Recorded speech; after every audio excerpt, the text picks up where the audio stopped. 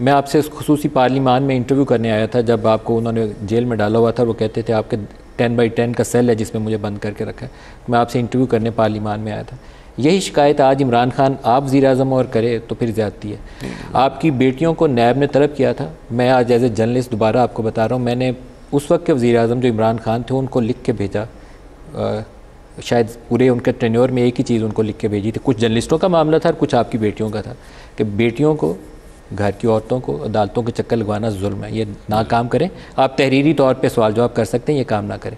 मैं आज आपको ऑन रिकॉर्ड कह रहा हूँ, आज आप बुशरा बीबी को तलब करके लाइन में खड़ा कर दें तो वो दुरुस्त बात नहीं है। यहाँ पर ये बड़ी अच्छी आपने बात की, मैं आपकी बात की बिल्कुल तहसीन करता हूँ और आपको कमेंट करता हूँ कि आपने एक इंसानियत अखलाक की बातें आपने की उस वक़्त, तो आई एम ग्रेटफुल। लेकिन यहाँ पर फ़र्क है, मरीम नवाज़ शरीफ की गिरफ़्तारी जेल में वालिद के सामने, ये मेरी बात ज़रा सुन लें।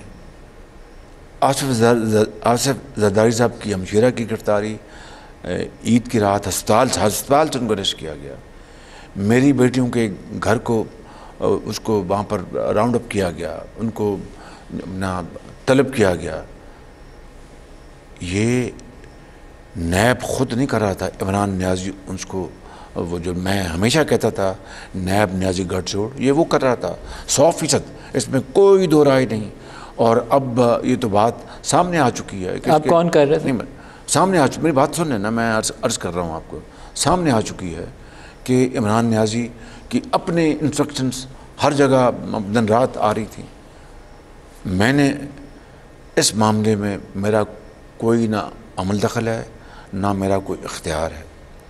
नैब FIA अगर वो ये चीज़ें बुला रहे हैं, आएँ सवाल दें, ये करें वो करें, मेरा उसमें कोई अमल दखल नहीं है। ये वो किसका अमल दखल? ये जो नैब है, अगर वो अपनी अमलदारी कर रहा है। इमरान भी यही कहते थे, वो बात दुरुस्त नहीं थी। नहीं, इमरान झूठ बोल रहा था, 100% झूठ बोल रहा था। अभी भी आप कहें कि आपकी जिम्मेदारी नहीं, तो ये बात भी दुरुस्त नहीं। मेरी एब्सोल्युटली, अगर मेरी ये अगर आप साबित कर दें कि मैं अगर ये कहा हो कि उनकी वाइफ को गिरफ़्तार करो, मेरी बात सुन लें प्लीज़, उनकी जो अहलिया मोहतरमा उनको गिरफ़्तार करो, या इवन इमरान खान ने जो गिरफ़्तार करो, तब तो मैं हूँ ज़िम्मेदार। लेकिन अगर ये नैब FIA वो अपने ताईं ये अपनी इंस्ट्रक्शन दे रहे हैं, अपनी कानून की अमलदारी ला रहे हैं, तो ये ज़िम्मेदारी मुझ पर नहीं आती, नंबर 1। नंबर 2, यहाँ पर सुन लें, हम दिन रात पेशियाँ भुगत रहे, नवाज़ शरीफ, पीपल्स पार्टी के लोग, हमारी पार्टी के लोग, और भी हमारी बेटियाँ बहनें दिन रात ये पेशियाँ भुगती रहीं। नवाज़ शरीफ ने 100 दिन नैब की जो इस्लामाबाद में जो अकाउंटेबिलिटी कोर्ट थी, डेली आते रहे वहाँ पर अपनी बेटी के साथ, कोई स्टे ऑर्डर किसी कोर्ट ने नहीं पूछा। ये इमरान नियाज़ी पिछले 16 महीनों में टोप पहन के हर जगह पहुंच जाते थे या आते नहीं थे, और कोर्टें बुलाती थी, उनको डिफाई किया, उनको, चाहे वो सुप्रीम कोर्ट है, चाहे लोअर कोर्ट है, चाहे हाई कोर्ट है, ये क्या था। और प्लीज़ ज़रा मैं बात मुकम्मल कर लूँ, हमें तो सारा साल बेल भी नहीं मिलती थी।